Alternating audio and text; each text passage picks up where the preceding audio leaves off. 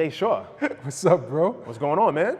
Nothing much, man. You're here. You're finally here at Riverside Church. I know. Your second time here? Yeah. Right? First time I was here, I worked the MLK Day a couple years back. MLK Now, right? MLK Now. Yeah, Sorry, right? excuse me. Okay. Awesome, man. Well, glad to have you back over here again. I actually didn't know that you were here at one point, and you said you ran into Lupita Nyong'o, right? Excuse me if I'm butchering your That name, very Miss beautiful Lupita. woman that likes to make fun of my walk. That's a whole nother story for another day. Yeah, we'll save that for another discussion, right? Cool, man. Listen, you're an actor, you're a writer. I've known you for about what are we going on, 7, 8 years now, just about? I say it's going close to a decade, bro. Yeah, almost a decade, man. It's been a while. Started off at the YMCA. Yeah. So again, thanks for being on this Thank you show. for having me. Yeah, man. absolutely, man. I don't want to waste your time today, so let's jump right into it. Let's jump right into it. So tell me about yourself. Tell me a little bit about how you got into the world of acting. But I guess before we get into all of that, just to enlighten folks, what's your upbringing like? How's the home life been? And I guess in a sense, how's the home life been any influence to your acting or to your career? Just things like that. Your mom, your parents, all of the whole nine. I got you. Yeah. I mean, from the beginning, just a major influence. I was raised in a single mother household, mostly by her side. My grandparents were in my life but for a short period of time. So she was really the main component in my life, my mom. And she made sure that she got me into every single extracurricular activity so that I wouldn't be on the streets. But I still, just because we live around Flatbush area, you're gonna get the streets regardless. Right. And I would say between extracurricular activities, a little bit of street life, I didn't sell drugs or anything like that, but just being around that environment, being that street kid, but being raised to be this goody two-shoes. I got the mix of both worlds, and people just assume things of me because of the way I was brought up. And it's just like, nah, I'm an anomaly. Got a mix of this and I got a mix of that, but at the end of the day, I'm a fool. Right. So, mom, like I said, got me to extracurricular activities. I wasn't really into acting, didn't really know what it was about. Okay, so acting was never even in your palette at any point. No, at least early on, right? Early on, yeah. The thing is though, I think, and this is the beautiful thing about just art in general, Michael Jackson was introduced to me at a young age. And I loved what he did. I loved the entertainment. Okay. And I was like, I want to entertain people. Didn't necessarily know it was going to be acting, singing, dancing, whatever it was. But I want to make people smile, And so I just remember, every time when I go to talent shows, I always impersonated Michael Jackson. Okay. So that was my thing. And if it wasn't Michael Jackson, it was jokes. I had a little stand-up routine when I was younger. And the thing is that I didn't know it was stand-up. I just was like, I want to make people laugh. Right. So I would do it, and I remember I won a talent show with that. Okay. But again, I'm not putting two and two together. I was like, oh, that was fun. What's next? And was your mom like a fixture in any of these moments, or? So she herself was just whatever I wanted to do. She just wanted to give me the best opportunity possible. He's into this. I'm gonna make sure I get him into that program. He's into that. I hope something sticks. Right. Soccer didn't stick, karate didn't stick. All these different things didn't really stick, but I kept coming back to entertainment. I want to entertain people. And so she eventually realized, maybe that might be a thing, but I'm not sure. Because she was just afraid, because every parent is afraid of their kid becoming an actor. Right. It's like, oh, yeah.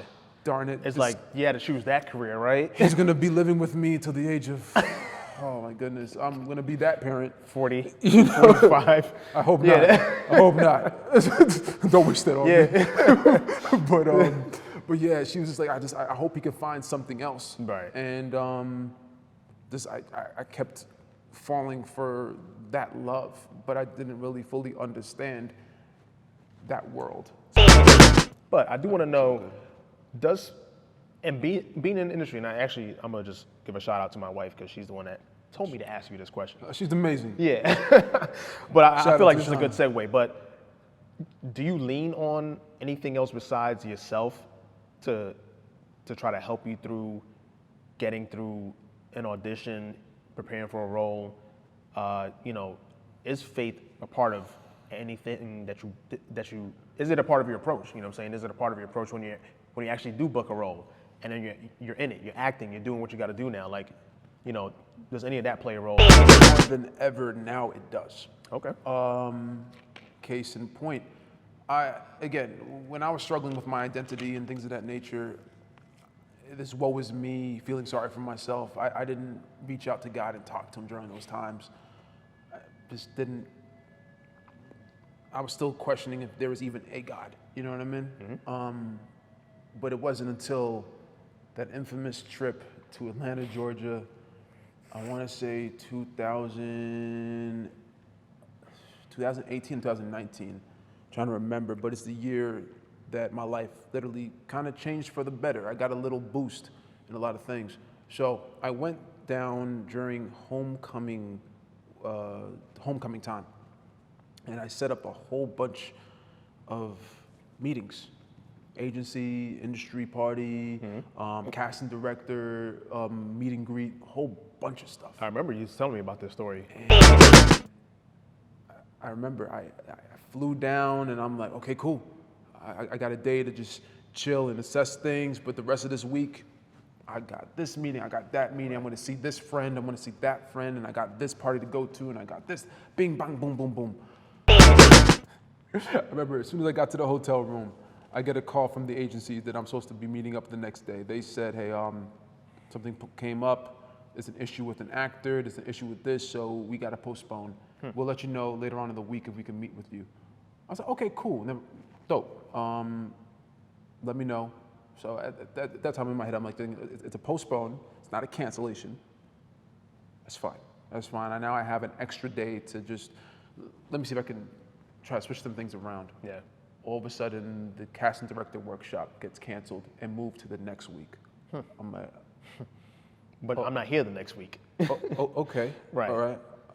But that's just one. So, you know, we'll move on. Now it's two, because now the thing has been postponed and now this. So I'm like, okay, all right, no problem, no problem. You're not thinking nothing of it at this point. You're like, yeah, you know, things happen, right? So yeah, so now after that, now another event got canceled. And another event got canceled. And I'm like, wait, what's going on? So every single acting event got canceled. Now, do you think it was just happenstance, or you think it was just, you know, coincidence, or you think there were, At the time, you know, I don't know. I'm just devastated, bro. Yeah. I'm just like, I just wasted all this money that could have gone towards something else. And at this time, this is when we were doing the Rebirth venture. Okay. So now I'm trying to figure out, I should have saved my money to do something with that. Like, why am I, oh geez, oh man, what am I doing? And I just remember one last thing canceled, and I just broke. And I went into my room. I remember I was so sad. I just moped to my room from the restaurant downstairs. I didn't want to eat with nobody. And I'm just, tears coming down. I texted my mom saying this was a complete waste. And she was like, I told you. I was like, that's not the right thing to say at this time. You know, she kept telling me, she's like, I don't think you need to go down there right now. It's not right now. And I'm like, nah, man, just things are happening. But mama sometimes knows what's right. Yeah. Actually, for the most part, mom knows what's right. So, in that moment, man, as I'm just tearing up on the bed, I hear a voice loud and clear, as if someone was in my room, brother, saying, do you trust me? Looking around like, who snuck into my room? But I got chills when I heard that. I heard this loud and clear. Loud and clear, bro, to the point where like my tears like sucked back up into my eyes. I'm like, what is happening right now? What's going on? And I'm like, oh, okay, I'm losing it. This is something broke up here. Damn. Yeah. It's like my grandpa had dementia. Damn, I got early onset. This sucks. I got predisposed dementia. I didn't have to take any exams for this one. It's happening. Yo, for real, man. I was like, oh, so this is when dang. You know, and then a voice, and then I just said, you know what? I said, yes, I do. I'm waiting to hear anything back, and I'm like, I knew I'm just losing it. And then I heard it, and then as I got about to start eating my food, the voice said, wait till you get back to New York City. And I'm like, you want to finish that? Nope. That's all I got for you. And I'm like, okay. And then I did hear one more voice that said, don't take the opportunity that you're going to get right before you leave. And I'm like, okay.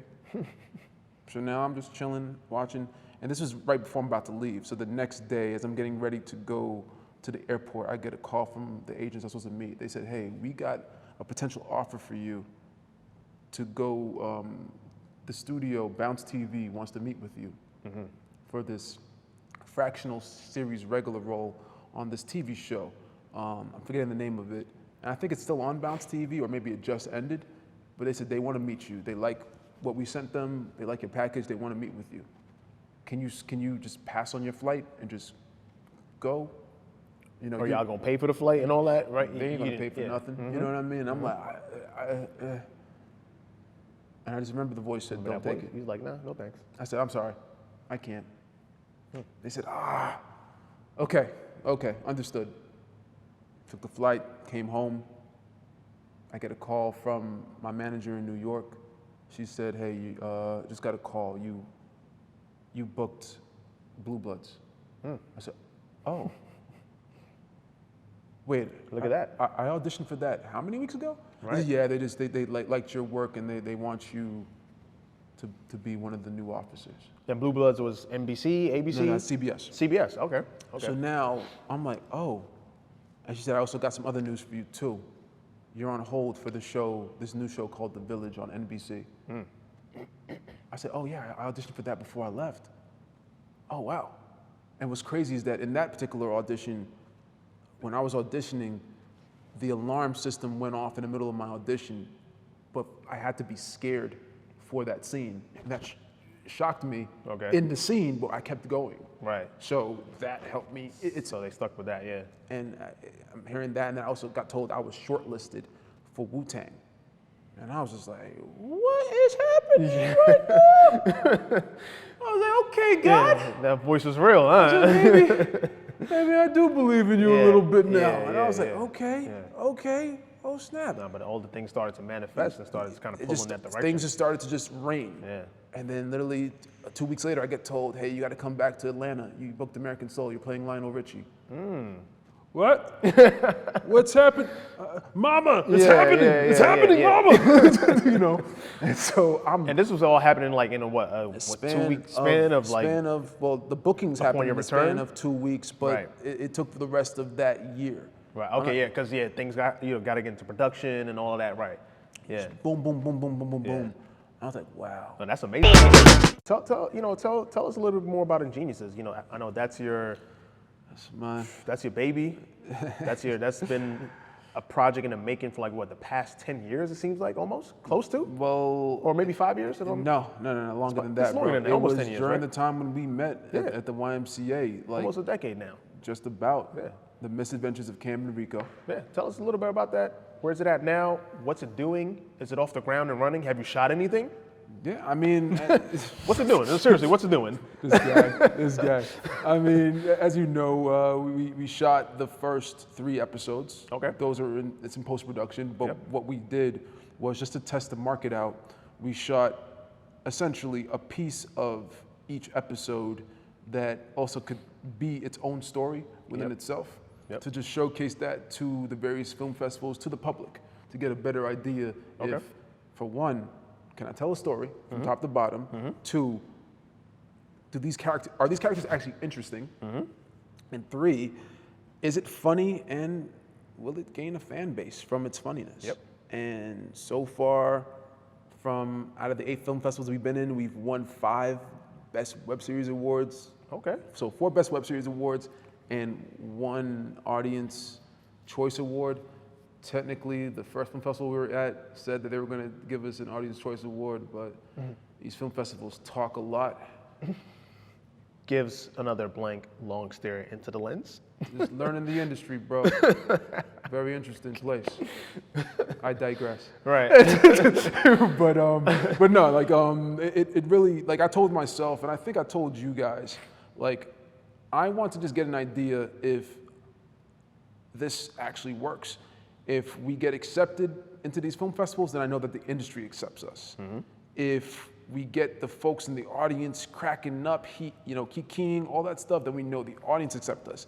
And if we win, and now understanding how that works too, my theory wasn't correct. I would be like, if we win, then that means everything is working. Is working. Yeah, it's working. But now I learned that some film festivals, audience doesn't even matter what the audience feels. Yeah. They behind the scenes already chose who they want to win. So got to learn these things the hard way, right? So, which I'm happy. I'm happy that I did that now. Yeah. Where it's at. So I'm like, okay, I get it now. I get it now, but let's share some positive on Ingeniouses. I mean, just diving a little bit on know, what the series is about. It's comedy. Yep. Right. Like I said, well, you just mentioned that it's in festivals now. It's won. Yeah, I think it finished its festival run for this year. Yeah, right. 5 out of 8. Yeah. I think that's a passing score. That sounds like my grade point average. Yeah, So, I think that's awesome. You are the writer, creator, essentially. Yeah. Right. This is, like I said, this has been your thing, right? This has been in the works since at least 2015, bro. Yeah. And you got a strong crew. You have Jamal Hodge, it's an amazing director, multi-award winning director. He's showing showing us how to win. So, and he didn't do comedy. He's stepping into comedy for the first time, or essentially, right?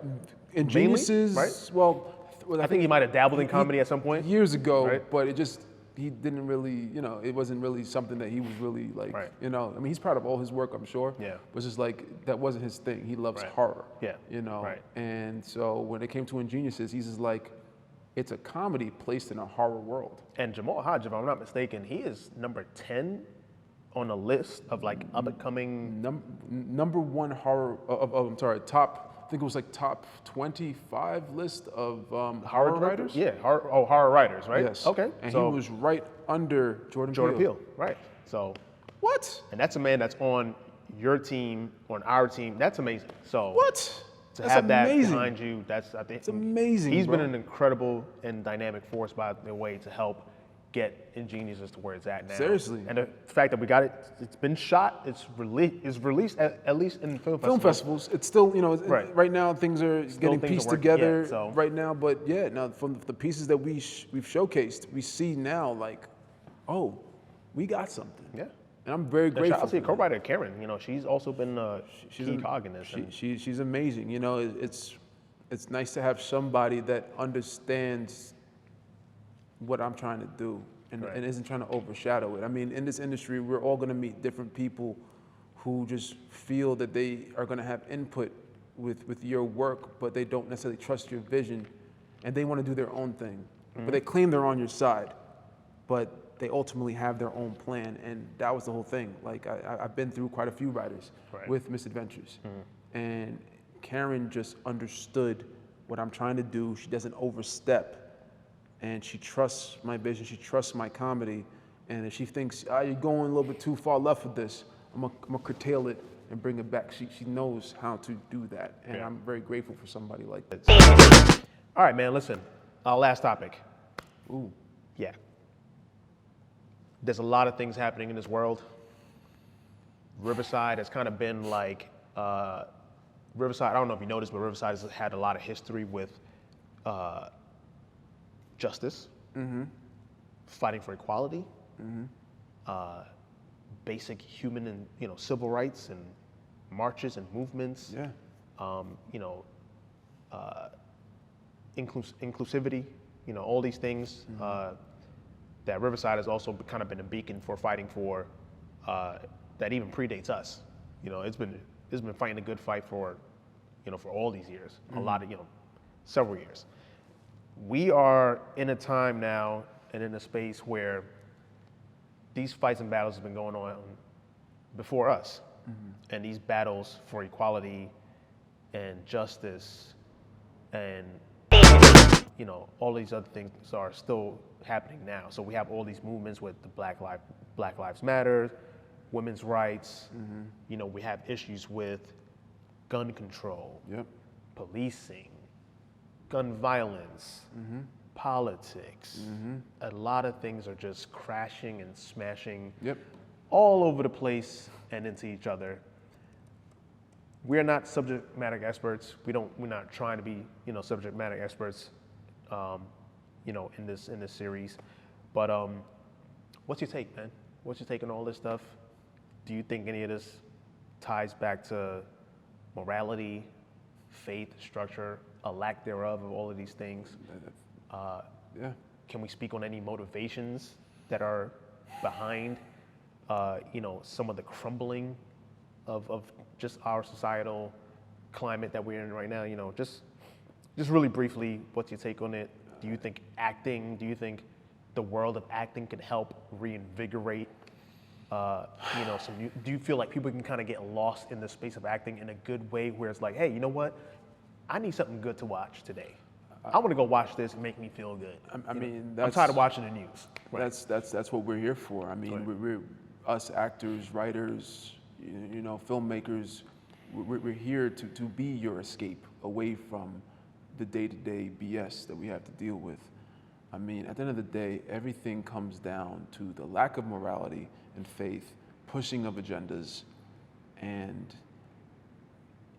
just trying to ultimately micromanage your life. Whether people believe it or not, like everything is being controlled one way or another, pushing you into doing something that you don't really have to do, but they make you feel like you need to do it in order to get anywhere in life. And you're getting shackled to the system, and it's like that's not the way it's supposed to be. I mean, there's an entire role reversal. I mean, ultimately, what's going on right now with the government and all that stuff, those are public figures. We should know everything about them, and they shouldn't know anything about us. That's the way it's supposed to work in the scheme of things. But it's entirely different, and they made us believe that that's the correct way about going about things. Right. And it's sad, and folks are stuck in this matrix essentially, and it's interesting because sorry to jump in here, but cool. I actually had a conversation with one of my other guests about this. Her name is Diane Russo. Shout out to Diane Russo. Your session with me was great. Awesome. But she was just kind of mentioning how all this stuff even goes back to times well before, even just Roman civilization time, all the way back then, where it seemed like there was these types of, essentially a control on society, that you had to be of a certain status to be in a certain kind of group, right? That you had to fit in almost. You had to be almost part of like this elite club, right?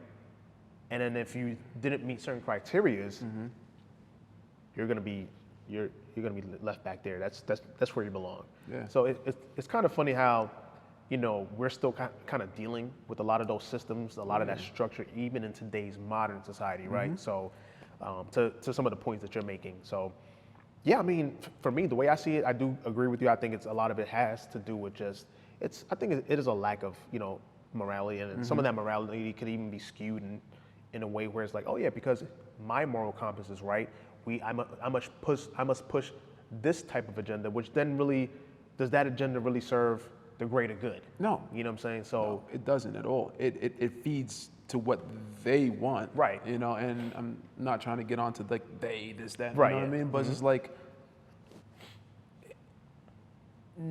it doesn't seem like anything is really for the good of society as a whole. People. Right, exactly. It's good for a specific group within society that ultimately can make money. It comes down to the greed aspect. Everything comes back to how many dollars can I put into my pocket at the expense of this group of people. This is what it is. You see it time and time again. I mean, even with the war that's going on, it's all about greed and control. Yeah, 1,000%. And it's like the one thing, like Conan O'Brien, and that's another person who I think is a dope individual, who said something that cracked me up. He's like, is it me, or is this like, there could be a war in a whole nother country, and it's like the United States always there. It's just like, that war has nothing to do with us, but we're We're just right there. there. Yeah. And it's just like, what? We got stuff to be worrying about here. Yeah, we have to fix our backyard. But no, we're gonna siphon money and help them out. Yeah, but here, drink your mud water. It's fine. It's got extra calcium in it. Yeah. It's good for you. Yeah.